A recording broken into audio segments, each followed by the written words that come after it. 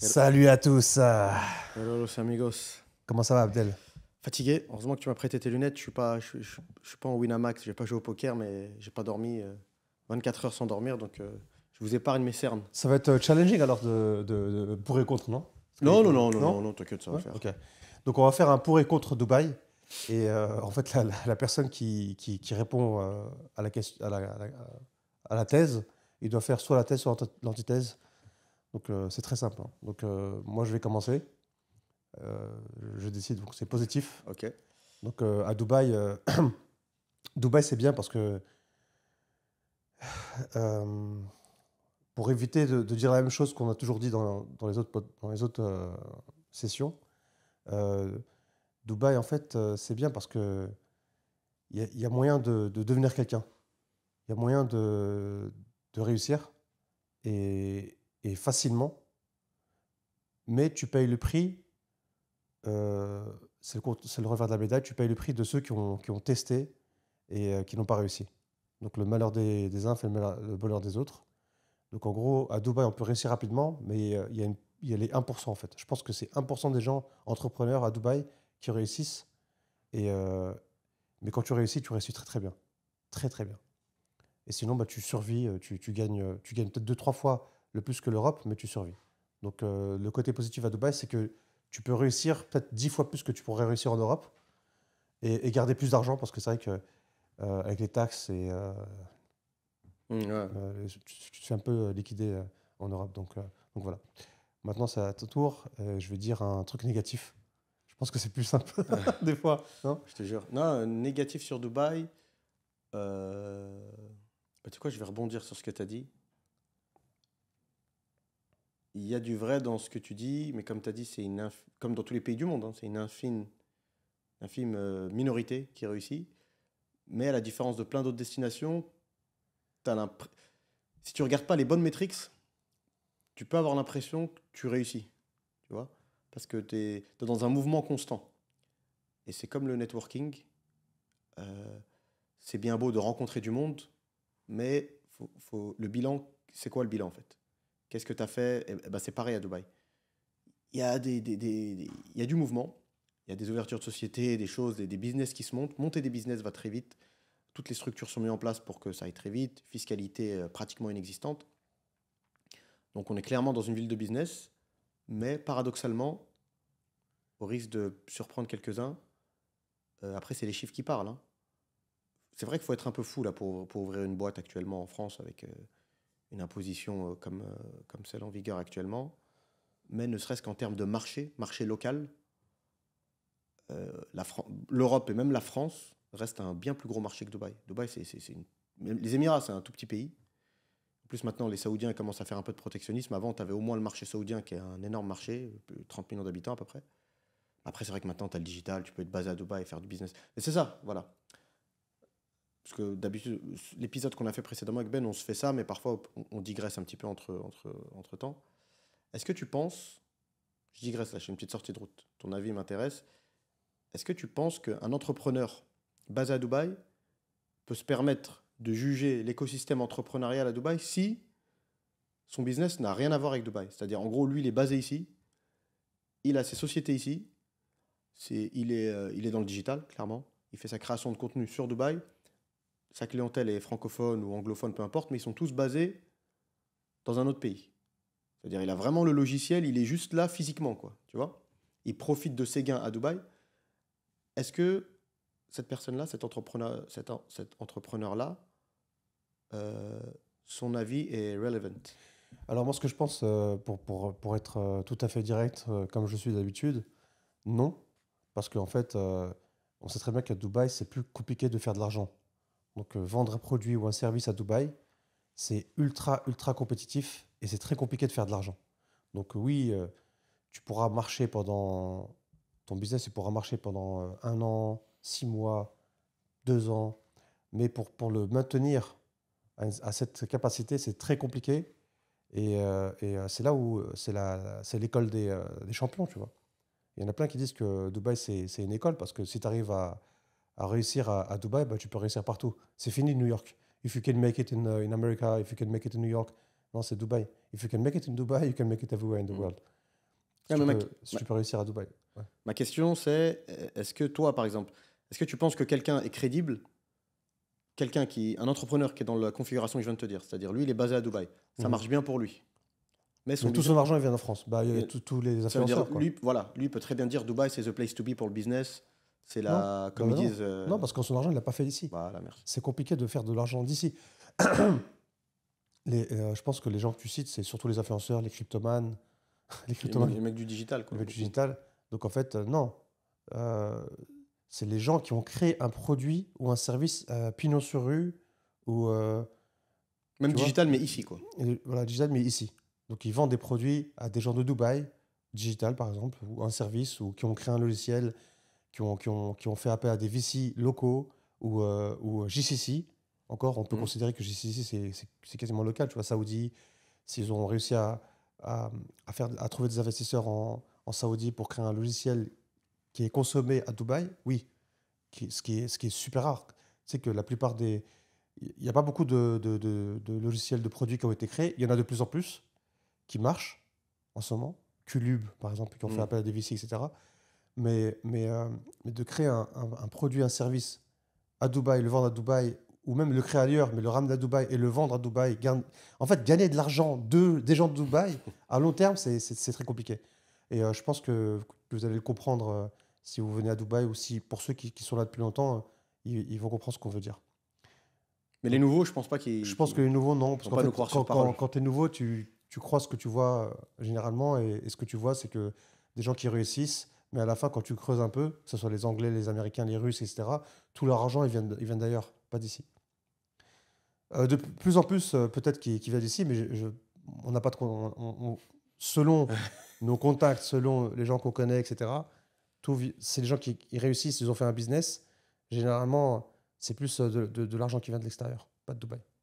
On est d'accord. À part les real estate, Ouais, oui, le real j'imagine. estate, mais même ça, euh, tellement concurrentiel que, pareil, c'est devenu très compliqué de T'as des réussir, mastodons qui se ouais, sont, et de persister installés. dans ce business.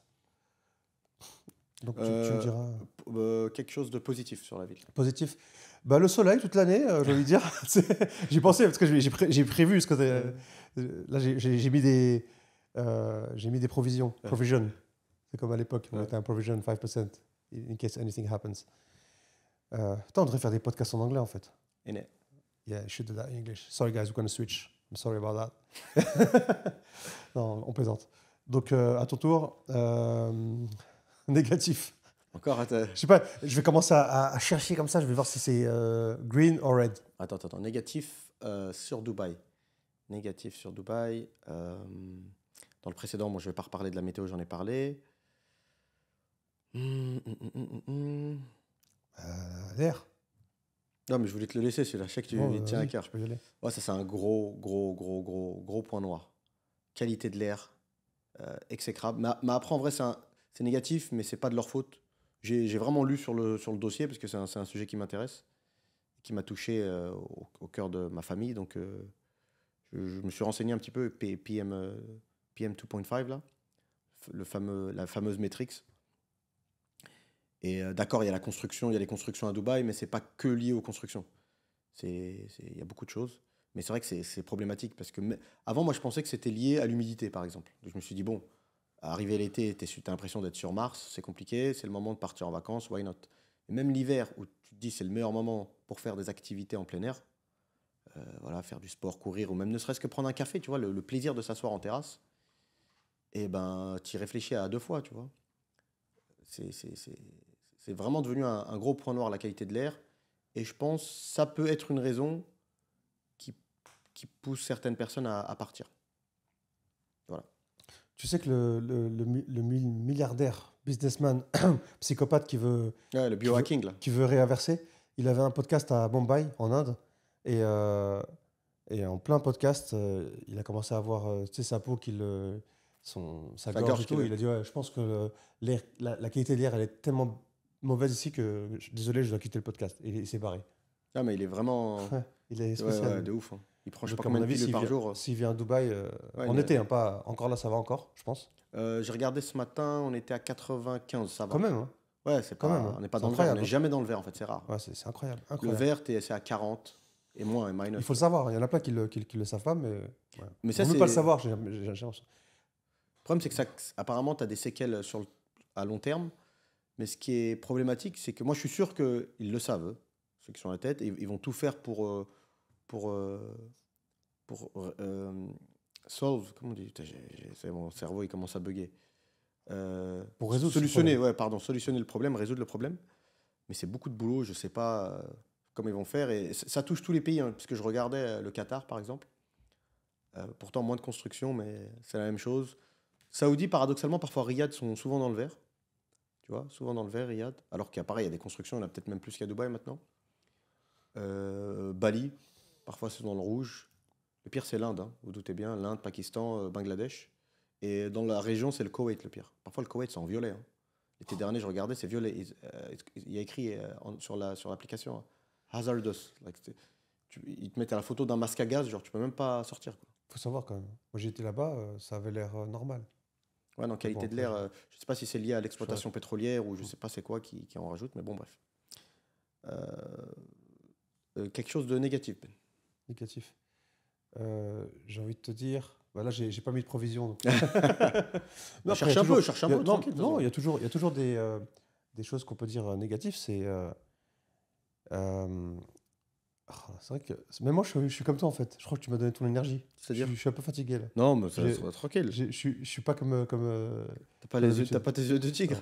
Non. Euh, un truc négatif de Dubaï, bah, on va dire, tu vois, euh, le, le fait que finalement, tu peux vivre à Dubaï, après avoir vécu plus de 3 4 ans, tu peux vivre à Dubaï en été, enfin à partir de juin. Enfin, non, tu peux vivre à Dubaï, après avoir vécu plus de 4 ans, tu peux plus tenir l'été en fait. Voilà, c'est ça. Ça, c'est un truc négatif que j'ai remarqué. Il y en a, je pense que tout le monde est d'accord avec moi. Rester à Dubaï en été, juin, juillet, août, septembre, c'est compliqué, tu vois. Ouais, c'est technique. Ou même avant, hein, mai, juin, juillet, août, septembre. Donc dans 2 mois, ça va être compliqué. C'est ouf parce que ça rajoute en plus aux frais. Déjà que la ville, entre guillemets, le coût de la vie est excessif. Et ça veut dire Mars, avril, l'été, mai. tu fais vraiment des longues vacances. On va dire même que tu as Mai, une juin, propriété. juillet. Mai, juin, juillet, août. Mai, juin, juillet, août, septembre. Parce que cette année, il a fait chaud, Ouais, ultra chaud, longtemps. octobre. Ouais, octobre, il fait chaud. Même novembre, il faisait chaud encore. Ouais, c'était pas ouf. Ouais. Parce que quand on est revenu, là, il fait froid. Là, Ouais, là, on là avait froid tout à figurez-vous, à l'heure. Dubaï, il fait froid. Figurez-vous, il fait très très froid à Dubaï en ce moment. Enfin, très très froid. Non, j'exagère. On a 16 croi- degrés peut-être. T'as remarqué tout à l'heure, on a croisé un mec très connu dans le monde des infopreneurs français. Il était en short. Ouais. Je sais pas comment il faisait. Ouais, Moi, je sais pas comment il fait. Je sais pas, il vient comment? Il vient en... en trottinette? Ah non, non, il vient En voiture? Uber, en Uber. Ah, Uber, ok. Ouais, c'est intéressant. Et, mais ce que tu dis, Ben, c'est que ça rajoute. Il y a un autre truc négatif qui peut se greffer à ça, à moins que tu aies une propriété secondaire, que ce soit en France ou ailleurs. Tu peux emmener, par exemple, je pense au mec qui est en famille. Parce que moi, je l'ai vécu cet été. Et toi aussi. Ça veut dire que moi, à un moment, franchement, j'avais fait le tour de mes vacances. Là, au bout d'un moment, en plus, j'étais pas avec des potes, j'étais en famille. Au bout d'un moment, tu as fait le tour, tu t'ennuies, tu vois. Je me dis, je vais rentrer. Je commence à regarder les billets d'avion, je commence à regarder la météo, qualité de l'air. Je vois, laisse tomber, je vais rentrer, je vais faire quoi? C'est pour être dans le mall toute la journée ou à la maison. Moi, je suis un mec, j'aime bien sortir tous les jours. Ça va me faire mal à la tête. Donc, en fait, je vais pas me plaindre, hein, parce qu'il y en a, il y a des personnes qui peuvent même pas partir en vacances. Donc, faut remercier qui de droit. Et, mais en fait, c'est plus une fuite que des vacances. Au bout d'un moment, tu es là, tu prolonges, tu prolonges. En fait, tu peux pas rentrer. À un moment, j'avais envie de rentrer, mais je me dis, vas-y, je vais rentrer, je vais faire quoi? Je vais rentrer, je vais faire quoi? Donc, franchement, si t'as pas une propriété dans un endroit sympa où il y a un été plus ou moins agréable, ça chiffre, hein. Tu fais des vacances, c'est pas normal de faire des vacances de 3 mois. À l'hôtel et tout, faut bien gagner sa vie, quoi.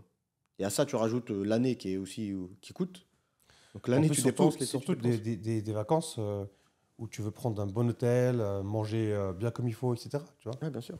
Parce il y en a qui font des vacances, ils font des vacances, voilà quoi, low cost, on va dire. Ah, mais franchement, même low Et, cost, 3 mois, au bout d'un moment, ça. À moins que tu fais vraiment backpacker et tout, tu vois. Mais même dans un 3 étoiles, en été, tu te fais un peu allumer partout, hein. Notamment l'Europe, hein, t'as bien vu, hein, tu prends, on Mm. parle souvent du sud de la France, des hôtels. J'avais fait un hôtel, je me souviens, une fois je le balance, il s'appelait Albert Ier. Un hôtel, franchement, vite fait, hein, juste bien placé, tu vois, à Nice. Je suis arrivé dernière minute. Je ne sais même pas comment j'ai pu trouver une chambre, hein. Je suis arrivé en plein fin juillet, début août. Franchement, je crois que j'ai payé 250 €. C'est une honte, la chambre. C'était un KGB. Le lit, c'était un. Limite, ils m'ont donné un clic-clac, tu vois. Ah non, c'est aucun respect. Le petit-déj, c'était limite une tomate et du sel, une sortie scolaire, tu vois. Mhm. Je fais, ah ouais, l'Europe, l'été, ils te pardonnent pas, hein. C'est vraiment. Rapport qui a été pris, il est pas dingue. Bah déjà, il y avait un petit déj. Ouais, Tu ouais, sais, non, moi, là. j'étais à Nice, au Holiday Inn, il n'y a pas de petit déj. Enfin, j'ai pas petit déj. Voilà. Donc, vas-y, tu. Bah, c'est à toi, non? C'est à moi? Ouais, c'est à C'est à toi. moi de te dire. Ouais, parce que moi, je te dis négatif. Ah, ok, ok. Bah, positif. Positif sur Dubaï, c'est positif sur Dubaï. La facilité avec laquelle tu peux t'expatrier. Parce qu'au bout d'un moment, c'est bien beau de parler de destination. C'est comme les business, en fait. Tu parles de. Il y a les idées que tu aimerais faire, et après il y a la réalisation, et il y a les destinations dans lesquelles tu aimerais t'expatrier, et il y a la partie logistique et techniquement parlant, comment tu fais concrètement pour t'installer. Et ça, Dubaï, la facilité. La facilité, c'est globalement, avec les autres villes auxquelles tu peux comparer Dubaï, dont Singapour par exemple. Singapour, limite, ils veulent plus d'expats. Ils te mettent des grosses barrières à l'entrée. J'imagine ce qui est bien, c'est que ceux qui sont déjà à l'intérieur ou ceux qui passent justement ces barrières à l'entrée, je pense que l'écosystème business, il est peut-être mieux trié qu'ici. Parce qu'ici, il faut vraiment trier, il y a un peu tout, tu vois. Mais ce qui est problématique, c'est qu'il faut souffrir, il faut avoir beaucoup d'argent. Dubaï, il n'y a pas de barrière à l'entrée, hein. Demain, tu es même t'es taxi en France, tu veux être résident ici, pour avoir les papiers, machin, pour ouvrir des comptes, tu peux. Ou pas, j'ai dit taxi, mais je peux dire plein d'autres professions, tu vois. Et ça, il y a beaucoup de destinations qui ne te l'offrent pas. On parle de la Malaisie, moi souvent je vante la Malaisie. Être résident, c'est un peu compliqué quand même. Donc voilà, très facile pour s'expatrier. Un négatif. Un point négatif. Putain, j'en avais deux et là, si, c'est bon, je me rappelle de. En fait, truc négatif qu'on peut dire sur Dubaï, c'est le fait que les écoles pour les enfants, moi j'en ai pas, mais j'ai des amis, ils ont des écoles, c'est super cher. Ouais. Tu sais, tu vas en France, même une école privée en France ou même en Europe, quoi, ça coûte pas 6 000 €. Tu vois, donc là, les écoles, c'est vraiment, vraiment, vraiment très cher. Si tu veux une bonne école française, bah, tu dois payer le prix fort. Et là, je pense que voilà, Ça, c'est le point négatif, je le crois, point des familles. négatif. C'est le Donc, number one, hein. je pense qu'on pourrait faire mieux sur ça. Ouais. Mais tu penses qu'il s'appelle. Parce que Tu vois, par exemple, Espinoza, il Ouais. avait je crois, il payait 60 000, hein. Swiss School. 60 000 € Ouah, c'est pour énorme. l'école. Et c'est C'est chaud. énorme, mais le pire, c'est comment tu peux juger si en plus tu le sauras que plus tard, Il je y a- pense, si tu avais bien fait, quoi. Il y a une histoire, j'ai un ami à moi, enfin, l'ami d'un ami, il lui a dit, il a fait un calcul. Ses enfants, je crois, ils ont 12 ans, ou je sais pas, ils sont jeunes, tu vois, 12 Il ans en a trois, tu et m'avais dit, 10 je ans, crois. un truc comme ça, ouais, je sais plus. Bref. Il a fait un calcul, il s'est dit, si je reste ici jusqu'à que tous mes enfants aient le bac, donc, ouais, C'est pas diplôme universitaire, Ben? diplôme universitaire Ouais. plutôt. Parce qu'il a fait un calcul, tu vois, un Excel sheet. C'est le genre Excel sheet, la Mm. génération Excel sheet. Il a dit, bah, je dois dépenser 1 million d'euros en bouffe, en trucs, il a fait tout le calcul, location d'appartement, etc. 1 million d'euros pour jusqu'à que ses enfants ils atteignent Diplôme universitaire. diplôme universitaire. Diplômé, Ah, non, c'est chaud. c'est à l'américaine, hein. 1 million d'euros. Et quand tu es là, tu es en train de bosser, je pense que le mec, il a un bon taf. Il fait 40 000 ou 50 000 dirhams par mois, ce qui est un très très bon salaire, hein, pour Dubaï, tu vois. Tu as 50 000, t'es une grosse tête, tu vois. Si tu bosses dans le retail, 50 000, t'es directeur de département, tu as au moins 10 personnes en dessous de toi, et tu rapportes beaucoup d'argent à la société, tu vois. Sinon, c'est un bon salaire, c'est 30 000 aussi. Et après, ben, 20 000, c'est un salaire aussi pareil. Si t'es employé, bac plus 5, tu gagnes 20 000, ben, t'es bien. Quand tu es célibataire, c'est. Ouais. Mais voilà, quoi. Et pour toi, un truc positif? Truc positif. Paradoxalement, tu peux vivre pour pas cher. Paradoxalement, en tant que célibataire, hein, parce qu'effectivement, Ben, tu viens de le dire, il y a des coûts auxquels tu peux pas échapper quand tes parents, c'est l'école. J'imagine que les gens, c'est trop important pour faire des calculs à la baisse. Mais ce qui est paradoxal, c'est même quand tu fais un calcul à la hausse, enfin, tu lésines pas sur les moyens, c'est à la fin du bal qu'ont paie les musiciens, tu verras plus tard si ça valait vraiment le coup, quoi. Parce que pareil, c'est dur de juger, surtout maintenant avec les articles que tu payes. Tu tapes, tu sais pas en fait, c'est devenu. D'ailleurs, je sais pas, tu l'utilises plus que moi sur ChatGPT, je sais pas comment ça se passe. Par exemple, quand tu vas, parce qu'une fois un mec m'avait repris d'ailleurs dans un des vlogs, j'avais dit que le meilleur hôpital au monde, c'était le Cleveland Clinic, qui a ouvert d'ailleurs, qu'ils ont ouvert à Abu Dhabi. C'est un hôpital américain. Le mec m'a dit non, c'est pas celui-ci. En fait, tout dépend qui commande les articles, en fait. Qui commande le classement. C'est comme les trucs Forbes, c'est comme les trucs que tu connais. De toute façon, je ne vais pas t'apprendre ça. Donc, pareil, tu mets Best School in Dubai ou Best School in the Region, Best School GCC. Tu vas avoir 15 versions du classement, tu vois, en fonction Ouais. de. Et tu ne sais pas quelle école a payé quoi. Donc, c'est. Maintenant, ces histoires d'articles en ligne, t'as une réalité biaisée, quoi. Bon, bref. Et c'est un autre sujet. En tout cas, à Dubaï, tu peux vraiment manger pour pas cher et pour des choses qui sont bonnes. T'es pas là, tu manges pas que de la street food, des trucs qui sont restés sous le soleil des heures. Non, non, non, c'est clean. Tu tombes pas malade et en plus, tu peux manger plus ou moins équilibré si tu fais un minimum attention. Il n'y a pas que des sandwichs, tu vois. Voilà. Tu peux boire des jus frais, des jus d'avocat, des jus de grenade. Globalement, la bouffe, si tu sais où aller, c'est pas cher. Quelque chose de positif, un peu. Tu sais, je suis comme ça. Oh, putain, putain, qu'est-ce que je veux dire? Un truc positif, c'est que à Dubaï, n'importe qui peut venir et monter sa société dans n'importe quel domaine. Voilà. Tu vois, par exemple, on a eu un podcast avec un jeune agent immobilier et il nous a expliqué le processus, le processus Ouais. pour monter sa société, enfin son agence immobilière en France. Franchement, c'est un truc de psychopathe. C'est 5 ans d'expérience dans la même boîte. Non, 5, c'est un bac plus 5, je crois, dans le Dans le domaine. immobilier. Bac plus 5 immobilier. Je sais pas ce que tu peux étudier pendant 5 ans dans l'immobilier. Moi, je pensais que c'était genre BTS, 2 ans, quoi. Ouais. Ensuite, il faut avoir 6 ans d'expérience dans la même agence immobilière. Non, je crois que c'est où, en fait. C'est soit t'as ça, soit t'as ça, Ouais, soit t'as voilà. ça. Ou tu as 10 ans 10 ans d'expérience dans la même agence. C'est incroyable. Et là, tu as le droit de monter une boîte en France, agence immobilière. Alors qu'à Dubaï, tu arrives, les doigts dans le nez, tu vas à Mer Center, C'est vrai. tu lâches X, ça dépend, tu vois. Ou sinon, tu t'embauches une boîte qui fait ça pour toi. Donc, entre guillemets, bon, on le dit, mais c'est bon, ça commence à être fatigant de le dire, parce qu'il y a beaucoup de personnes qui ne vont pas jusqu'au bout, qui nous contactent. Parce qu'en fait, pour votre information, on travaille avec une personne qui monte des boîtes à Dubaï. Et s'il vous plaît, si vous êtes intéressé pour monter une boîte à Dubaï, contactez-nous sur le lien qui sera affiché en bas. Mais si vous n'êtes pas vraiment intéressé par une compagnie de confiance, contactez-nous pas. Voilà. En gros, c'est un petit message gentil qu'on lâche. Ça sert à rien parce que après, nous, on va forwarder le contact à la personne. Et si ça se passe pas, la personne va dire putain, mais vous me ramenez que des gens qui sont pas sérieux, quoi. En gros, on veut avoir Marina Emo comme une agence sérieuse parce qu'on est sérieux, donc on aimerait bien avoir des gens sérieux. Je pense qu'on le mérite. Voilà. Donc, petit coup de gueule, entre guillemets.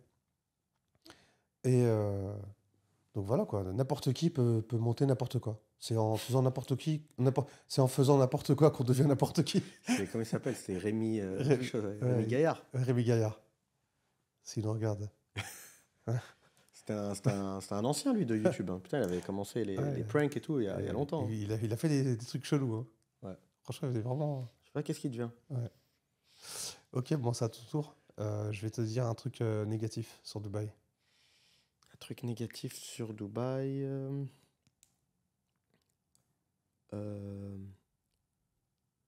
Ça, c'est pas du vécu. Au moins, comme ça, je suis honnête, transparent. Mais j'imagine, hein. D'ailleurs, s'il y a des parents, parce on a cru comprendre qu'il y a pas mal de personnes qui suivent la chaîne qui habitent à Dubaï. Ce qui est intéressant d'ailleurs. Je pensais vraiment que la plupart des gens étaient en France. Bref.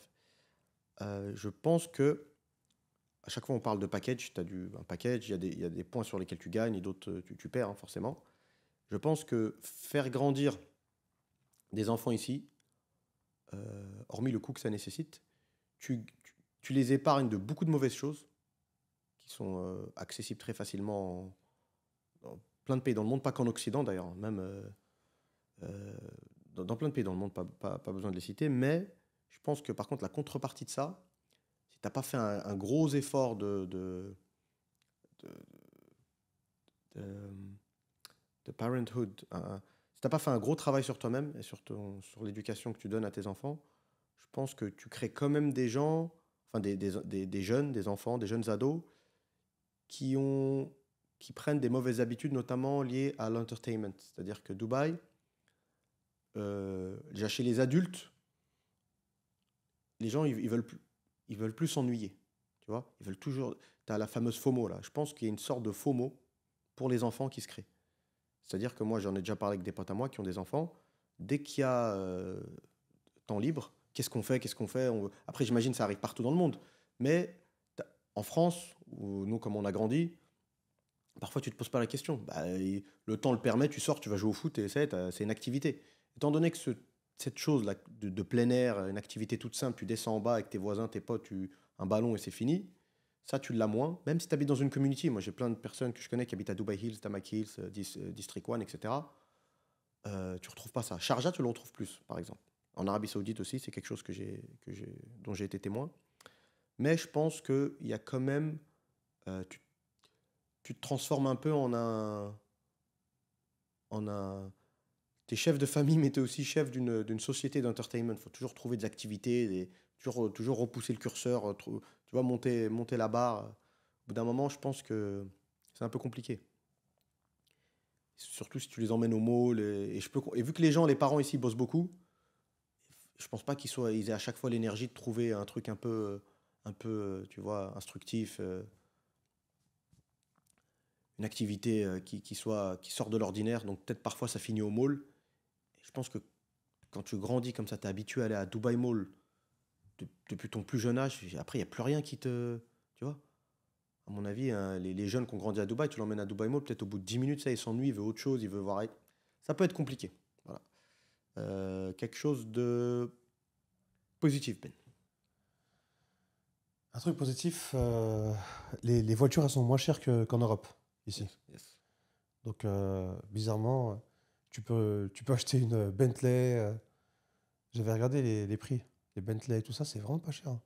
Les, pas Aston Martin, les Maserati, pas cher aussi.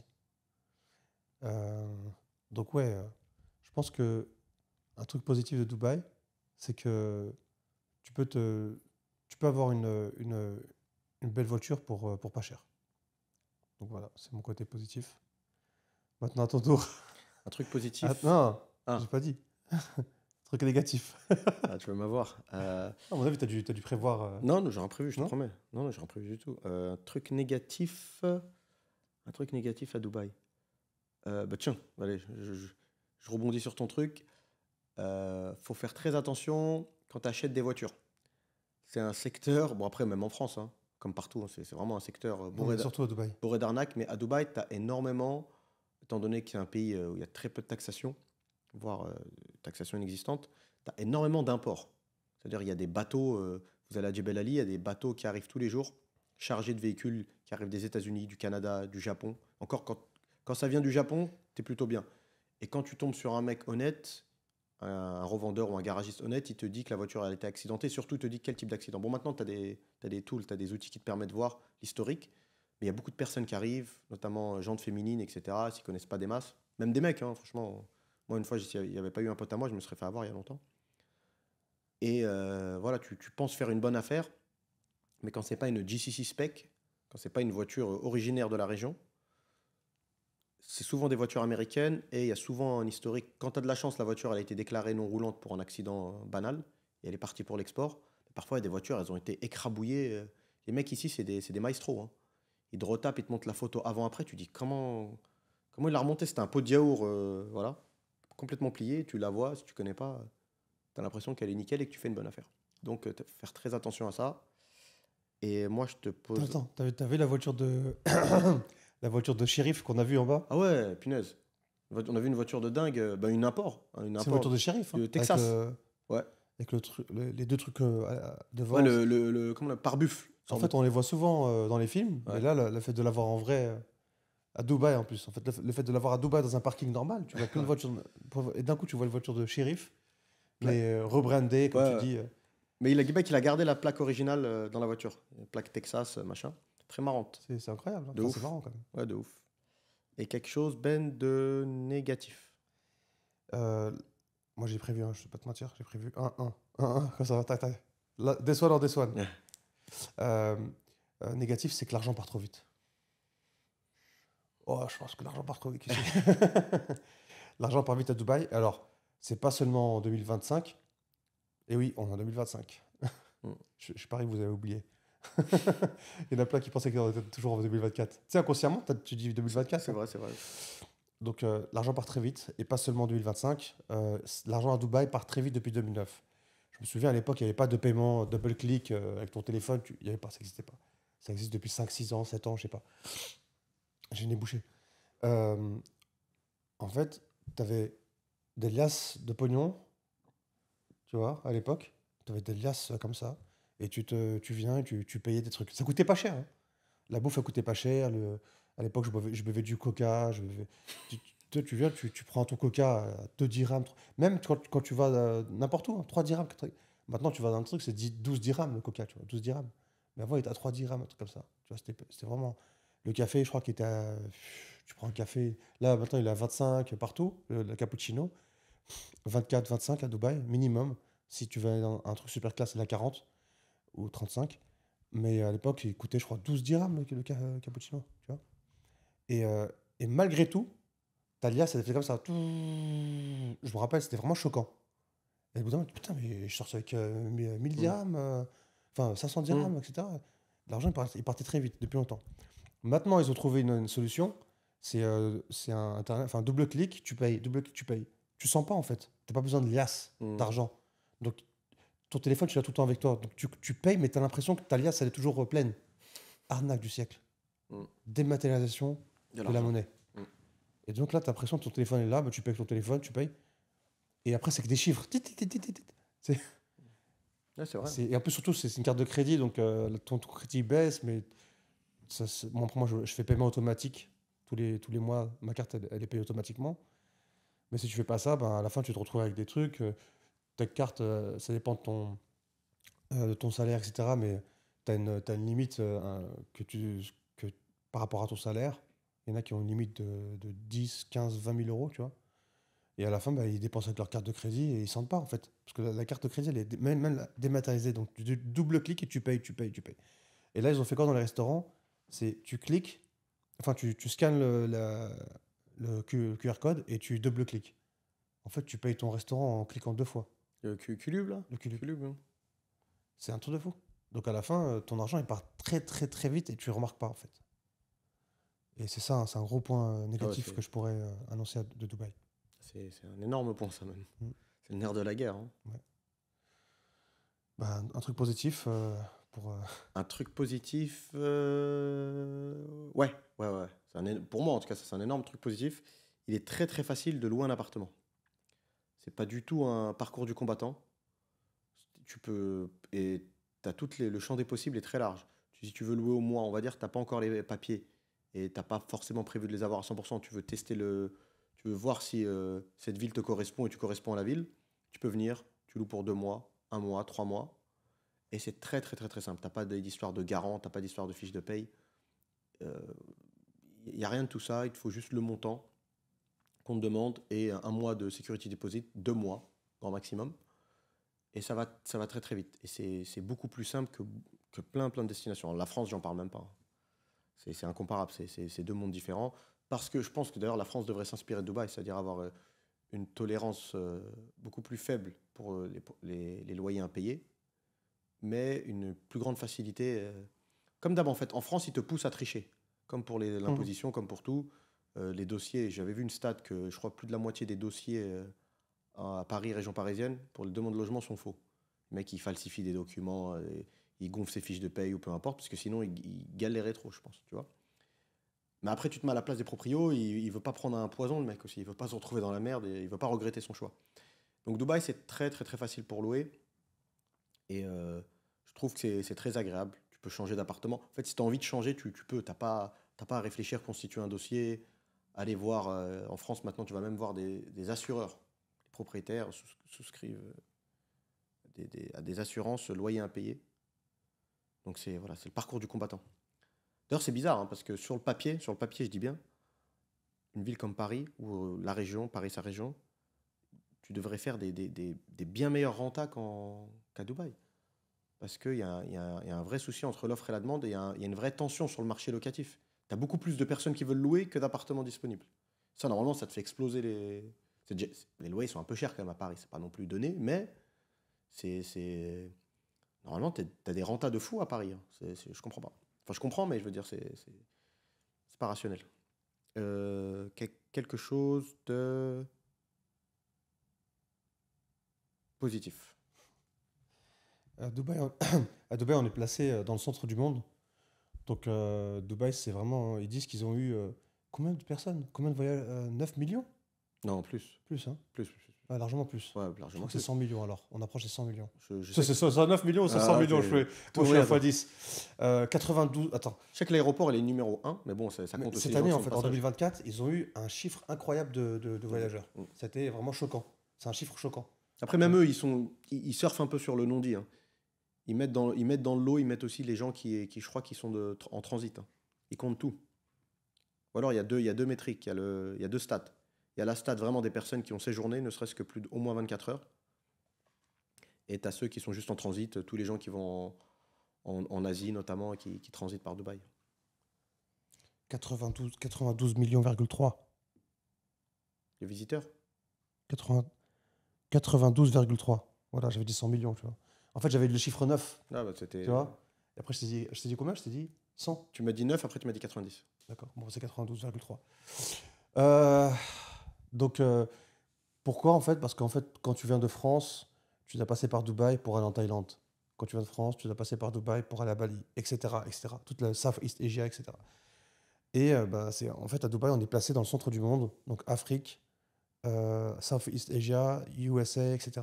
Donc, Russie, t'es bien placé. Donc, tu peux voyager plus facilement et les pays sont quasiment plus proches.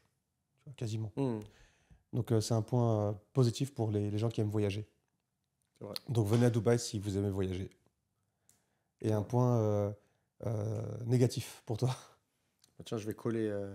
Tu m'as inspiré, je vais coller. C'est un truc pourri, hein. Enfin, c'est un truc, c'est marrant, quoi. C'est pareil, ça. J'aime pas l'aéroport de Dubaï, moi. Franchement, il y en a beaucoup qui le vantent et tout. Moi, j'aime pas, il est trop grand. Après, il est bien organisé, hein, clairement. Il n'y a pas, y a pas à réfléchir là-dessus. Il y a énormément de smart gates, ça va vite. Même quand il y a beaucoup de monde, ça va, c'est fluidifié, etc. Maintenant, les smart gates, ils sont arrivés à un autre niveau. Le dernier smart gate que j'ai utilisé, là, en allant, non, en allant en Saoudi, tu rentres même plus le passeport dans Ouais, par la contre, tu machine. marches. C'est que les yeux. Mhm.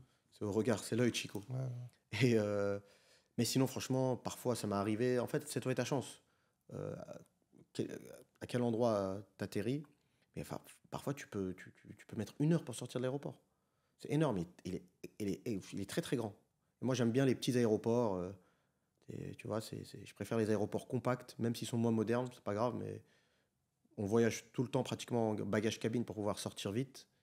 Et voilà, c'est un petit défaut, hein, vraiment petit. Quelque chose de négatif. Je pense que Dubaï, c'est une ville qui est quand même.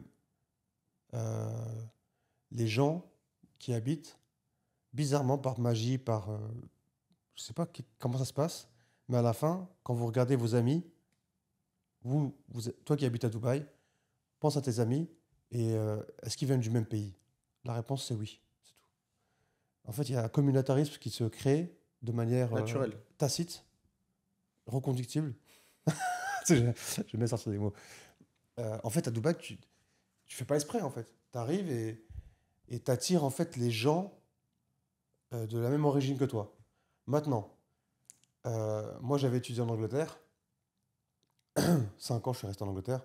je suis revenu à Paris, je crois, quelques années, vite fait, 2 ans. Et après, je suis revenu à Dubaï.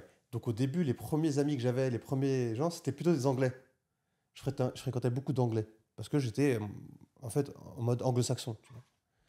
Et après, j'ai commencé à fréquenter les gens comme nous. Et je pense que Dubaï, c'est assez communautariste. C'est-à-dire que tu ne pourras pas introduire un groupe de locaux. Après, là, je mets un grand bracket et je le mets sur le côté. Ouais. Et pour introduire un groupe d'anglais, pareil. Tu vas pas être un mec des Anglais. Oublie. Tu seras pas un mec des Anglais. Pas de longue date. C'est comme créer une société à Dubaï. Ça n'est pas de longue date. Je suis un peu négatif, tu vois, mais bon. C'est c'est un petit clin d'œil pour ceux qui ont vécu l'expérience. Mais c'est vrai, c'est marrant ce que tu dis. C'est vrai, hein? C'est vrai.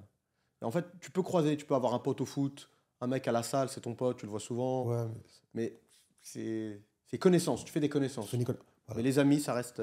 Moi, tu ouais. vois, en 2010, 11, 12, pendant 3 ans, je vendais beaucoup de. J'ai fait pas mal de petites activités. J'ai essayé ça, j'ai essayé pas mal de produits, pas mal de business pendant 3 ans. Hein. Ça fait 365 jours multiplié par 3, ça fait environ 2, 4, 6. Ça fait beaucoup d'années, on va dire, beaucoup Mm. de jours, tu vois.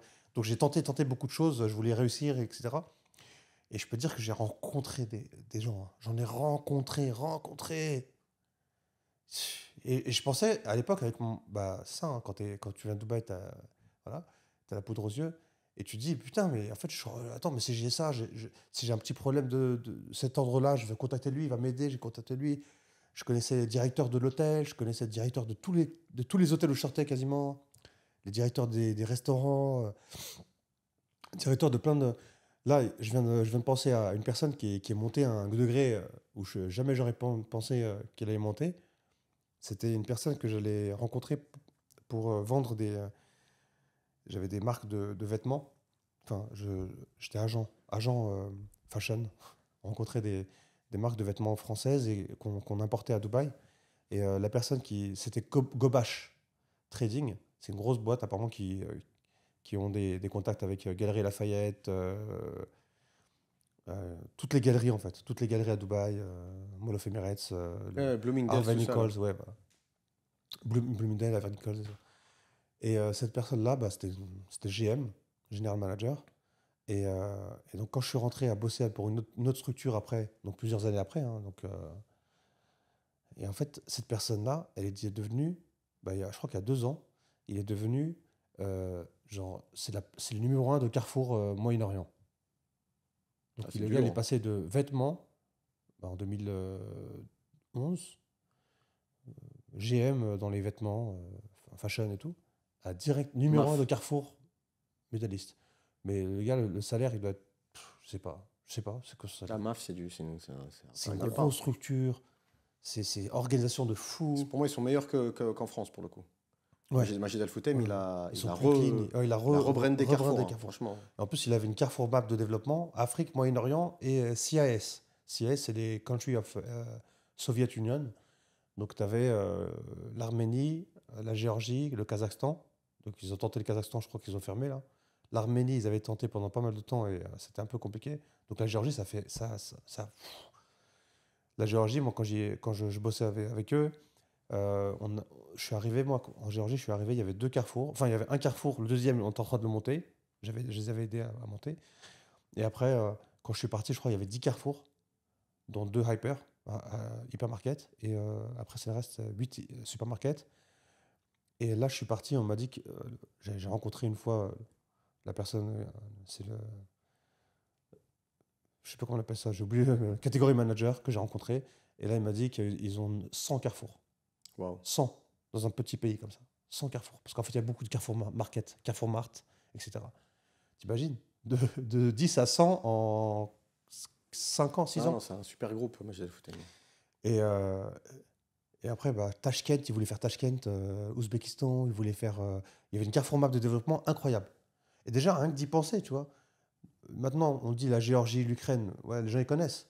Mais tu m'aurais dit la Géorgie, l'Ukraine il y a 20 ans. C'est quoi la Géorgie, Et l'Ukraine? encore, Alors que en eux, France, ils ont monté une structure en Géorgie, alors que la Géorgie, ils n'avaient même pas le droit de voyager. En fait, quand ils voyaient des étrangers dans leur pays, moi, en l'occurrence, c'est mon partenaire dans ma société, ils nous voyaient comme ça, les gens, ils rient, c'est quoi ces conneries? Ils viennent d'où? Tu sais? Parce qu'on- Ouais, vous étiez c'était différents. c'était fou. Alors que Carrefour, ils avaient monté une structure, un hyper, quoi. Et tu sais quoi, j'ai une question pour toi, Ben, par rapport à ce que tu viens de décrire, parce que c'est vrai en plus, ça, c'est Facile. Hein. quelque chose qu'on voit. Est-ce que tu penses pas que c'est pas lié à deux facteurs? Et d'ailleurs, pour préciser ce qu'a dit Ben, il y a beaucoup de choses que les gens, les habitudes que les gens ont dans leur pays d'origine, en règle générale, ils amènent ça avec eux dans le pays où ils s'expatrient. En tout cas, je parle pour Dubaï. Et je parle de ce que j'ai vu, ce que je connais. Hormis le workplace où les gens travaillent, bon, bah, voilà, tu es obligé de te mélanger à tes collègues. Mais par exemple, hein, dans la communauté française, tu as les franco-français qui sont ensemble et tu as les franco quelque chose, maghrébins notamment, qui sont ensemble. C'est pas une règle bien établie, mais c'est un fait. Tu le vois, je sais pas, moi je le vois comme ça, tu vois. Après, encore une fois, tu peux voir, tu vas dans un five faire un foot, tu vas voir, il y a des Français, il y a un mec qui s'appelle Fabien, l'autre Mohamed, c'est pas, ça peut arriver, mais c'est pas la norme. Il y a beaucoup de, les communautés, elles se recréent en fait. C'est une Moi, extension de ce qui se passe. après, ce que tu dis, c'est vrai que j'avais oublié de le préciser. Après, est-ce que ça vaut le coup de le préciser ou pas? Je sais pas, c'est à vous de juger. Mais, mais ouais, c'est vrai. En fait, t'as carrément. Bah nous, c'est comme nous, il faut dire la vérité, tu vois. Franco-algérien, franco-marocain, franco-tunisien. Et encore là, ça va, ça reste ensemble. Mais après, il y a franco-africain, ils restent ensemble. Franco. Ouais, non, euh, on avait des potes du Sénégal et tout. ouais, on a des Ouais, potes. Mais, ouais mais, genre, mais, mais c'est pas comme si c'est full. Tu sais, on n'est tu vas pas. pas régulièrement. Voilà. Moi, je veux dire, mais en plus, maintenant, avec le niveau qu'on a, etc., comme on est busy, à la fin, bah, t'as quoi? T'as trois potes, t'as deux potes. Tu vois, il n'y a plus de potes, c'est plus comme avant, tu vois. Mais bon, je te parle de l'époque quand on fréquentait beaucoup de monde et tout. Il y a vraiment un communautarisme intracommunautaire. Incroyable. Ah, c'est ouf. Hein. Défragmentation, comme un PC, hein, défragmentation des données. Et après, j'irais même plus que. Tu vois ce que tu as dit là? J'irais même plus que ça. Après, tu as les franco-français, donc les blancs-blancs de Bretagne.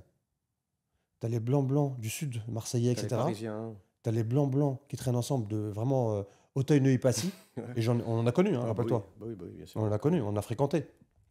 Euh, mais pas à travers nous, hein, c'est à travers un ami qui il nous a fait rentrer dans son microcosme à Dubaï. C'est un groupe de Auteuil-Neuilly-Passy. Ça date en plus. Hein. Ça date. C'était vraiment. Tu Ouais. sens en fait, ils sont là. Ah non, mais Paris, moi je t'ai dit, hein, c'est simple. Tu gagnes des copinettes. Tu sais, le mec. Et ça, c'est marrant, tu vois, parce que nous, en fait, à notre échelle, notre niveau, on a pu fréquenter tout le Ouais, c'est monde, vrai on a un peu bougé, nous, quand même. Hein. tous les groupes. Et il y a des groupes. Ouais, il y en a Donc, vraiment. intracommunautaires. C'est des niches Des niches intracommunautaires. fiscales. Incroyable. Et je ne sais pas si les Anglais ont ça. Vu qu'on n'est pas anglais, etc., on ne peut pas savoir.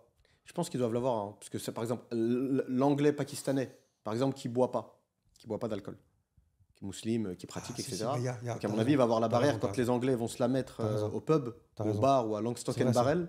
Il va pas venir avec Et eux. tu je vois. vais dire un truc de fou. Tu vois, nous, franco-algériens, franco-maghrébins, quoi. On dit qu'on est français. Peut-être qu'à l'origine, je suis français. Je dis pas t'es algérien, tu vois. Alors que les Anglais, Pakistanais, musulmans, etc., il va dire non, moi je suis pakistanais. Yeah, ouais, j'ai un pote, moi, Alors que, alors indien, que, hein, alors que lui, eux, ils ont immigré il y a 300 ans, tu vois. Ou peut-être plus hein, les Indiens. Donc c'est vraiment un truc. c'est un Est-ce que différent maintenant, software. ouais, est-ce que maintenant nous, nos enfants, des enfants, dans 5 ans, ils vont dire qu'on est français ou ils vont dire que non, je suis algérien, je suis marocain, ou je suis tunisien, tu vois. Après, c'est l'éducation et je Parce que pense. là, on est vraiment depuis le, tu sais, ça date de quoi? Ça date de 1960, tu vois, on va dire. L'indépendance de l'Algérie. Voilà. Donc c'est quoi? C'est une génération. Non, mais les Algériens, même pendant l'occupation, ils se considéraient algériens, ils ne disaient pas qu'ils étaient français. Mais Non, mais là, tu demandes, bon, tu prends tous les Maghrébins, moi, je dis les deux, algériens. quand on me demande, je Tu, dis le- les deux. Hein. tu dis franco-algérien, franco-truc? Ouais. Bah, En fait, on nous avait reproché, ça, juste pour information, on nous a beaucoup reproché, les Libanais, les Syriens, les locaux, d'ailleurs, les Arabes.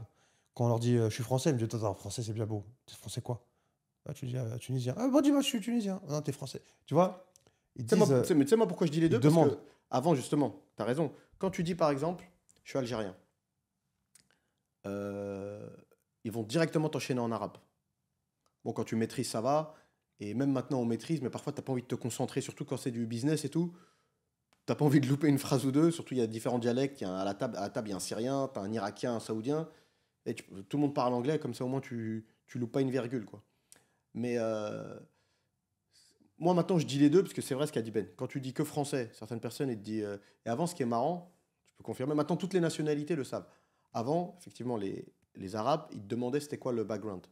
Mais les étrangers, tu disais je suis français à un Indien, à une Russe, personne ne cherchait. Maintenant, ils disent ok, mais Ça, c'est incroyable. Et ça existe depuis, c'est récent ça quand depuis même, hein. Mohamed Merah. C'est vrai, hein, faut le certifier, c'est vrai. Depuis Mohamed Merah, on s'est fait griller. Voilà. Et après, il y en a eu plusieurs, hein, mais on s'est fait griller à cause de ça. Et maintenant, tu viens, comme tu dis, à Dubaï ou n'importe où, en Angleterre. Moi, en Angleterre, on m'a jamais dit, attends, mais t'es franco quoi? Jamais. On m'a jamais demandé à Dubaï jusqu'à Mohamed Merah, donc je sais pas il y a combien d'années. Et tous ces gens, enfin, toutes ces choses qui se sont passées, malheureusement. Après, on me demandait vraiment, t'es de quelle origine? Algérien, marocain, tunisien. Ils n'avaient pas le choix, tu vois. J'étais grillé. Limite, ouais. Tu dis, ouais, je suis libanais, t'es mieux, tu vois. Je suis franco-libanais, t'es mieux. On connaît pas de franco-libanais. Ils ont pas trop fait de. Même ils en ont fait, mais ça, c'est Non, fort. non, Ils c'est sont marrant. forts, les Libanais, quand C'est même. marrant parce qu'en fait, pour l'Europe, ça, une fois, j'en parlais avec un pote à moi libanais, on en rigolait. Pour l'Europe et pour l'Occident, ça passe bien. Pour la région, tu as très vite une étiquette de malin, de vicelard, de faut faire attention, tu vois, Ouais. dans le business. C'est les Italiens de. Ouais, et encore, les C'est- Italiens du Sud, Ouais, les Napolitains de. c'est les Italiens du Middle East, Ouais. les Libanais. Mais, et Ben, vite fait, pour finir ce que je voulais te dire, la question, est-ce que ce phénomène que tu as décrit là, c'est-à-dire qu'au final, à la fin des fins, il ne reste déjà que quelques potes, À la fin de fin, il y a plein de fin. je t'ai tendu la perche avec. Je sais pas, Ouais. Et, euh, et c'est que des gens du même coin que toi. Mais est-ce que tu ne penses pas que c'est lié encore une fois à deux choses? L'âge et la frivolité. Je vais te dire pourquoi je te dis ça. On a un pote à nous. Moi, il y a un mec qui me vient en tête qui, lui, pour le coup, n'est pas comme ça. Mais parce qu'il est très frivole, Ouais, mais attention, il a une cette attitude. personne, je sais que tu ne sais pas de qui, Matisse. mais lui, il est rare. Franchement, Ouais, franchement, tu vois, tu sais il a quoi, dit. je vais pas te mentir, hein. Dans son petit microcosme, dans son petit domaine, c'est une légende. C'est un mythe. C'est un mythe vivant. C'est vrai, c'est vrai. Faudra qu'on le ramène un de ces quatre. Parce que tu sais, pour avoir. Il traîne avec tout le monde, En fait, tout le monde tu le vois, connaît. normalement, comme dirait Booba, je perds pas, tu vois, je perds pas. Ouais. Mais lui, il perd pas non plus. Et moi, je perds, toi, tu perds. Tu vois? Ouais, mais regarde, Regarde, si t'as pas fréquenté les Hautaïna Passi, comment on appelle ça, la jeunesse dorée. Ouais.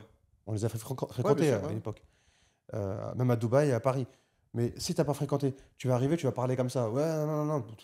Vous foutez ces. Tu vois ce que je veux dire? tu Alors que fais lui, il est là, outsider. il est, Il a le même discours il avec tout le monde. switch, en plus. c'est incroyable. Tu sais, c'est rare, c'est une personne. Donc c'est pas. L'exception ne confirme pas la règle. Mais tu penses pas que parce que lui, dans sa tête, il est resté très jeune, drop the mic. Il joue encore à la PlayStation, il a 50 ans, machin. Je te dis ça, et c'est pas, je le charrie pas, parce que regarde-toi quand tu étais plus jeune, quand on passait de voir à Londres. Les gens ne le savent peut-être pas, mais le meilleur pote de Ben, c'était un Saoudien. Tes potes, c'est quoi? Saoudien, C'est vrai. Somalien, J'avais Saoudien, Somalien, Andréou, beaucoup de Pakistanais. le Roumain. C'était plus Ouais, le un peu pote. de Romain, mais encore, c'était pas trop mon pote. Non, mais Abdallah, Mais- c'était vraiment ton pote. Abdallah, c'était mon pote, hein. C'était vraiment. C'est-à-dire le meilleur ami de Ben, c'était c'était un mon Saoudien. double. Tu vois? Ouais. Et au final, vous vous êtes quittés. Il n'y a pas eu d'embrouille, ça c'est un peu un accord. Enfin, il y a eu des petites frictions, mais rien de grave, tu vois. Mais demain, vous revoyez, vous dites bonjour avec du respect, avec plaisir même. Mais c'est qu'en fait, après, il y a l'âge, chacun prend. Parce que Ouais, même moi, son j'avais des changement. potes. Moi, j'ai fait longtemps du foot. Donc, j'avais des potes, tu vois, des Portugais, machin, des choses comme ça, des très bons amis à moi. Ça me ferait vraiment plaisir de les revoir, par exemple. Mais après, au d'un moment, je dis pas que tu n'as plus le temps, mais je sais pas, le quotidien, il reprend ses droits, en fait. Tu as moins le temps de. Mais Matisse, vu que c'était aussi un vrai mec de la nightlife, dans la night, tu l'as ce truc. Tu as ce mélange. Dans la night, tu as un Indien, il fait la bise à un Libanais, tu sais, c'est un mélange. À la table, il y a 5 nationalités. Il y a un Nigérian, il y a même Matisse, ses tables à l'époque. Hein. Quand tu es jeune et fou, tu avais toutes les nationalités. Tu allais à sa table, tu voyageais. Tu avais son pote saoudien, un Indien, un milliardaire, un truc, tu vois, c'était. Mais je pense après, la vie reprend. Et encore, hein, on n'a pas d'enfants. Je crois que quand tu reprends des enfants, est-ce que ton cercle, il se restreint pas encore plus? Ou alors tu changes de cercle? Tu deviens peut-être pote avec les parents des autres enfants? Je sais pas, c'est. Tu deviens parent d'élève. Ah ouais. Ah, je détesterais ce truc. C'est relou. C'est les parents. La Délégué, je vous nomme délégué. la réunion est finie, tu sais, t'as toujours des parents qui Ah, veulent mais tu te insister. souviens à l'époque des délégués, Ouais. tu devais être délégué de la classe. Tu devais parler au nom de toute la classe et tout. Tu sais qu'une fois, moi, j'ai été élu sans avoir été candidat. Mais j'ai refusé le poste. De quoi? Délégué Délégué. de classe à l'époque. D'ailleurs, je sais pas si, Bah, hormis en France. t'es diplomate, à mon avis, ils ont dit, bah, lui, le diplomate. Non, c'était grâce au foot. Toi, la réponse que tu as donnée pendant le live par rapport au drapeau, je suis encore bouche bée sur ta réponse. Tu vois, chapeau. Si j'avais un chapeau, j'aurais fait comme ça. Ah, sur l'Algérie Ouais. Non, mais c'est Donner une vrai. réponse, c'est passé crème, tu vois. Ah, même toi, tu penses la même chose en plus. Je pense la même chose, mais j'aurais pas donné T'aurais été un petit même peu réponse. plus virulent, toi. J'aurais été Mehdi 1,2 mois, tu vois. Ouais. Mais j'aurais fait un peu comme Mehdi, tu vois. Et Pas mal. ouais. Tu vois, à la fin, ça c'est. Ah, merci, bah, moi aussi, moi, mes enfants, blablabla. Moi, j'aurais dit, bah, attends. Bref. On parle pas de ça, vas-y. Enchaîne-moi sur quelque chose de positif. un truc positif, c'est que pour être en mode ABC, Always Be Closing, l'immobilier, on peut devenir propriétaire. Ouais. C'est-à-dire que Non, c'est vrai. la personne, il a. Alors, je vais vous donner le prix d'un studio, c'est 700 000. Donc, la personne, il lui suffit d'avoir environ 30 000 euros. Ou même pas, en fait, tu bloques pour 20 000 dirhams, 5 000 euros. Tu as 5 000 euros, tu les envoies pour bloquer la unit number à ton nom. Et ensuite, tu as un mois pour envoyer les 30 000 euros. Enfin, 35 000 euros, ça dépend du prix du projet ou ça dépend de l'appartement. Mais j'aimerais bien commencer à parler, au lieu de parler de studio, on va parler de one bed. Donc, tu envoies tes 60 000 euros, tu vois, pour payer le premier versement. Et ensuite, tu as des mensualités où tous les 3 mois, tu payes. Ça peut aller de 1% à 5%, 9%, ça dépend des plans de paiement. Chaque promoteur, il a son plan de paiement. Mais en gros, à Dubaï, tu peux être propriétaire comme ça. Ça, c'est pour le surplan. Et c'est ce qu'on fait, nous, Marina Imo. On est une agence immobilière. On focus sur le off-plan. Maintenant, si vous parlez des propriétés existantes, donc pour être propriétaire à Dubaï, il faut aller prendre rendez-vous il faut s'arranger sur le prix avec le nouveau propriétaire, à travers l'agent. L'agent, le propriétaire et vous rencontrez ou vous demandez à une personne qui vous remplace. Ça prend vraiment, ça coûte quoi? 90 euros, 80 euros. Et à la fin, il faut juste montrer une preuve de fonds. À la fin, vous signez l'acte de propriété, vous devenez propriétaire en 2 heures. Voilà. C'est ça, hein. Ouais, c'est ça. Voilà. En 2 heures, vous êtes propriétaire maximum. Ça dépend de la queue. Est-ce qu'il n'y a personne? À mon avis, tu vas le samedi à 13 heures, il n'y a pas grand Au monde. Trusty. Ouais, Après, il y en a Trusty. même, il y en a même en. Le Là, ils sont soir. cachés un peu. Il y en a beaucoup. Il y en a vraiment beaucoup. Alors qu'en France, je pense qu'il faut 3 mois minimum. Non? Ouais, Donc c'est autre chose. le process est très long en France. C'est un peu Compromis compliqué. de vente et tout. Par contre, le POA, il est un peu plus cher maintenant. Puis ouais, Ouais, il est plus c'est cher. 400 dirhams, non? Non, c'est plus cher. Après, peut-être parce que j'en ai fait qui était à l'étranger. Hmm. Là, le dernier POA que j'ai fait, c'était 1500 dirhams. Hein. Ah ouais, je pensais. Non, moi j'avais payé 500 dirhams. Finesse. Ah, pour la courte. Ouais. Ah, c'est différent. En tout cas, moi, le dernier que j'ai fait, il était à 1400, entre 1400 et 1600. Après, peut-être parce que le mec était à l'étranger, je sais pas, via vidéo, là, comme tu faisais pour les sociétés. Là. Ouais. Mais qui se filme, ça va super vite. Même ça, c'est incroyable. Tu fais une procuration à l'étranger, tu fais une vidéo où tu lis un texte en anglais. D'ailleurs, c'est marrant, je l'ai fait avec des clients français, parfois ils galèrent à lire. Avec la photo de ton passeport que tu tiens dans la main, bon, bref. Et ouais, c'est vrai, mais je suis d'accord avec toi. L'accès à la propriété est très, Et très ça, rapide. on parle de ça pour la vente, tu vois. Mm. Donc maintenant, je te dis un truc positif. Je te fais une petite balle, gentil, tu vois. Moi, je suis le numéro 9, toi, t'es numéro 10, t'as juste à mettre ton pied. Voilà, juste là. Comme elle vient. J'ai parlé de la facilité pour la vente. Moi, j'ai déjà. Maintenant, tu peux parler de la facilité pour la location. Non, j'en ai parlé déjà. Non? Mais moi aussi, j'en ai Pour parlé. la location? Mais oui. Non? En gros, t'as pas de dossier à faire comme ça. Si, de j'en ai fou. parlé. Qu'est-ce qui t'arrive? Non, je n'ai pas parlé. Vous nous direz dans la vidéo. J'en ai parlé. T'as preuve que tu m'écoutes pas. Hein. Ok. Non, je pense qu'on est fatigué. En fait, t'es tellement fatigué Non, mais t'es un que je me ouf. fatigué. J'en ai parlé à 700 000 %. J'en ai Non, parlé. non, non. Mais t'es un fou. T'as un dossier comme ça de fou. Mais j'en ai parlé. J'ai dit c'est beaucoup plus simple. Alors T'as que, pas par contre- besoin de garant. T'as pas besoin de quoi que ce soit. T'es sûr? Mais à 100%. Franchement, j'étais ailleurs alors. Mais Vraiment. t'avais la tête dans le téléphone. toi. Ok. C'est pas grave. Un truc positif pour Dubaï. Un truc positif sur Dubaï, le côté pratique. Bon, là, je l'avais déjà dit dans le précédent épisode, mais pour être plus précis, peu importe où tu vas habiter, tu vas toujours avoir des. Tu sens très rarement l'isolement à Dubaï. Ou alors, tu le sens pour très peu de temps. Tu vas habiter dans un tout nouveau quartier, tout neuf, tu es le premier à habiter là-bas. Tu te dis, ah ouais, c'est le désert, j'ai été m'enterrer au milieu de nulle part, mais t'attends quelques semaines, supérette, petite cafétéria pour manger des petits sandwichs, des conneries qui ferment très tard, barbershop, pressing, et tutti quanti, et ça commence, et salle de sport, etc. Ne serait-ce que le nombre de salles de sport pour la taille de la ville, c'est impressionnant. Même pas juste. Même les salles de MMA, les salles de CrossFit, etc. Tout, des salles de boxe. Là, j'ai vu, il y a des Cubains, ils ont ouvert une salle de boxe.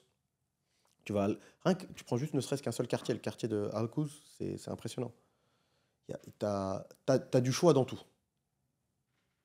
Trop de choix, parfois tu le choix. Ça, chacun de avoir midi à sa porte. Moi, c'est ce que je pense. Ah ben, avec le temps, je pense que il faut du recul quand même pour commencer à penser comme ça. Mais beaucoup de choix dans tout, donc c'est impressionnant. Quelque chose de négatif. Euh, donc, on a dit que c'était facile d'acheter un appartement à Dubaï ou de louer un appartement à Dubaï, mais le truc négatif, c'est que ça dépend de l'agent avec qui vous travaillez. Parce qu'il y a des agents qui sont mal, comment on dit, mal Attentionné. intentionnés, qui peuvent faire vous vendre du rêve ou surtout vous pas faire un SAV. Donc pas vous aider au cas de problème. Et là, vous partez dans une autre histoire. Là, c'est vraiment, vous allez rentrer dans une autre sphère. Au début, vous partez pour investir votre argent dans un domaine safe, un truc safe. Et à la fin, vous allez finir vraiment dans des gros problèmes. Et vous allez vous prendre beaucoup de billets, venir vous déplacer à Dubaï et rester pas mal passer de temps à Dubaï que vous n'avez pas prévu de passer. Donc, abandonner vos activités en France, venir ici, alors que vous avez un agent, Marina Emo, qui est là pour vous, et faire un SAV et faire un suivi pour vous. Et on le fait. Il y a eu beaucoup de problèmes, et ça, c'est vrai. Et on a aidé au maximum, on a suivi, on a été jusqu'au bout. Donc, voilà, le problème de Dubaï, c'est un peu libéral. Comme on a dit tout à l'heure, n'importe qui peut venir monter une société, surtout une agence immobilière.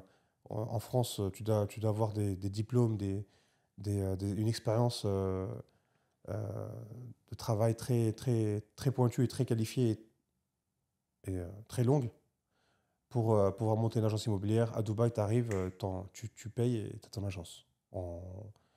À Dubaï, en une semaine, tu as ton visa et ton agence immobilière. Et peut-être, si tu es chanceux, tu as ton compte en banque. Euh, voilà. Ouais, c'est impressionnant. Ça- C'est dur de matcher ça. c'est Ça va vrai. très très vite. Hein. Ouais, c'est sacré. Ok, bon, je vais te dire un truc négatif. Truc négatif sur Dubaï. On vient de passer 1 heure là. Ouais, bah, après, on va pas tarder à baisser le Ouais. rideau. Tu peux m'en envoyer un après? Ouais, vas-y, on fait les derniers là. Quelque chose de négatif sur Dubaï. Euh, Il y a beaucoup de gens parfois qui disent les gens, mais franchement, moi, on a fait des bonnes rencontres. Tout à l'heure, on parlait des amitiés, mais il y a même des personnes qu'on fréquente plus, mais parce qu'après, chacun sa vie, son quotidien. Il y en a, ils sont mariés, leurs enfants et tout, ils ont pas le temps. Mais moi, je sais que j'ai rencontré vraiment des gens très très bien sur Dubaï, des bons potes. Euh, Mais on euh, entend quand même beaucoup d'histoires. Donc à la fin, c'est. pardon? Non, on entend beaucoup d'histoires. Ouais, mais après, est-ce que c'est pas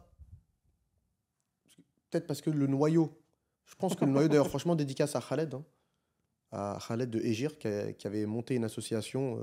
C'est vrai, hein. Je pense il a beaucoup aidé. Je ne sais pas si les gens lui en sont reconnaissants ou le disent, mais en tout cas, moi, je le suis. Ouais, c'est Nous, vrai. on l'est. Franchement, même moi, ça m'a aidé. J'ai trouvé mon taf grâce à une personne de ce Il groupe-là, y a hein. beaucoup de gens qui ont trouvé du travail. Il y a beaucoup de gens qui ont eu un cercle d'amis. Il y a peut-être même des gens qui se sont mariés, va savoir. Mais il y a quelque chose d'ailleurs dans l'expatriation qui est souvent passé sous silence. Surtout quand tu es un homme, tu vois, c'est un peu la honte d'en parler ou la chouma, appelle ça comme tu veux, c'est la solitude. Et moi, je connais même des gens qui sont venus là après le Covid, qui avaient beaucoup d'argent, qui avaient acheté chez nous, qui sont venus s'installer. Et ils n'avaient pas d'activité. Leur business tournait assez bien automatisé en France, donc ils n'avaient pas à se rendre en France régulièrement. Et ce qui a fait que la mayonnaise n'a pas pris, ils n'ont pas accroché, c'est la solitude. Pas d'amis, ne parlent pas forcément l'anglais ou ils ne se sont pas sociabilisés. Et au bout d'un moment, il y en a, ils s'en rendent pas compte forcément, mais ça joue beaucoup sur le fait qu'ils souhaitent partir, quoi. Au bout d'un moment, tu sais, l'argent, c'est pas tout. Même tu as de l'argent, tu es rentier, tu as des business que tu veux, mais tu t'emmerdes. Au bout d'un moment, il n'y a pas de saveur, quoi. Bref. Et donc, merci encore à Khaled.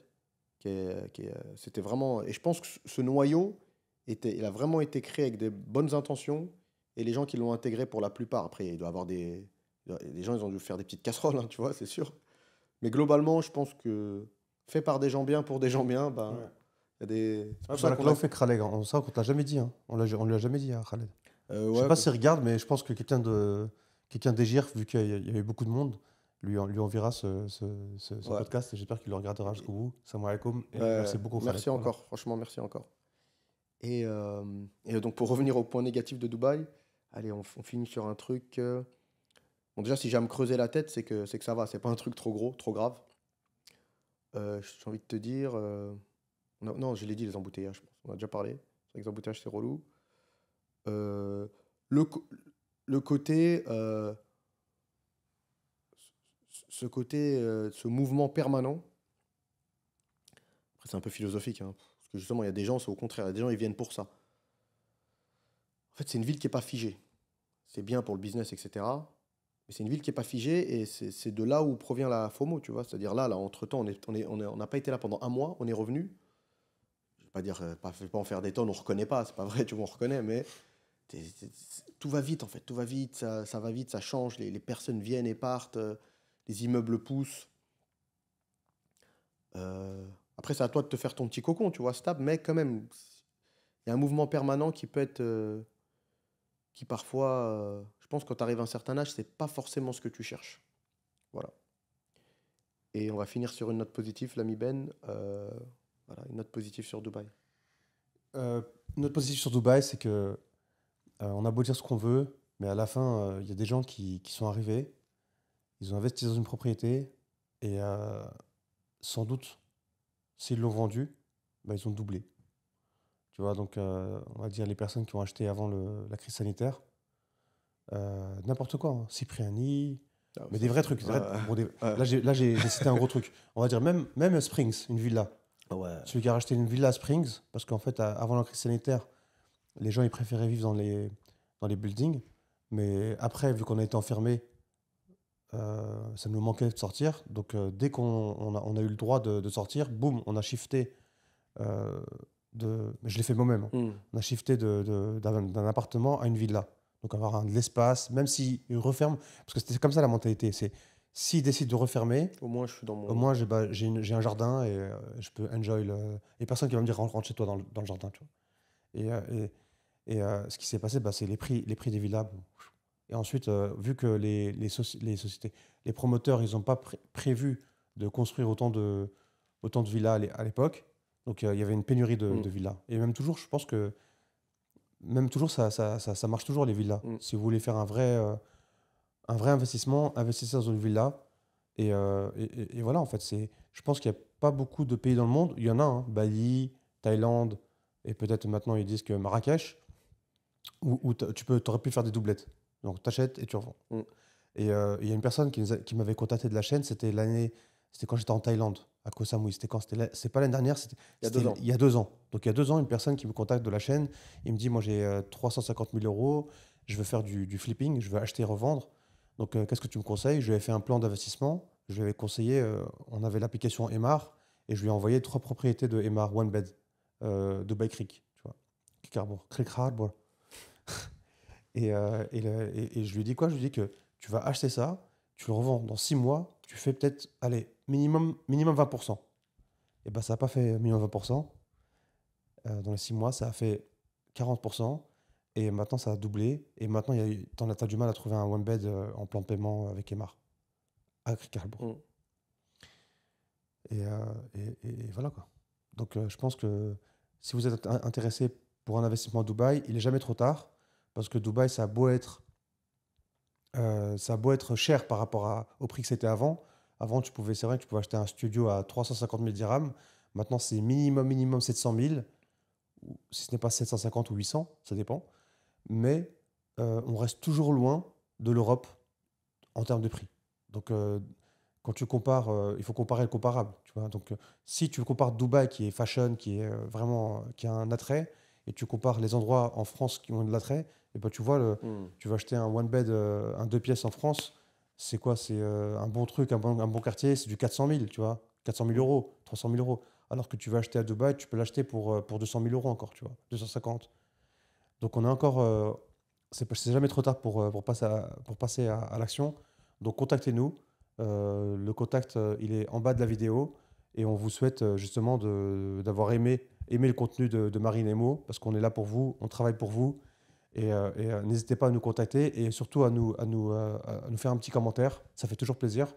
On sait, on a une petite communauté pour l'instant, mais je pense on va continuer à grossir si Dieu veut. Voilà les gars, bah, c'était un plaisir de faire ce petit podcast et on se dit à très bientôt. À très bientôt. Ciao, Ciao, ciao. ciao.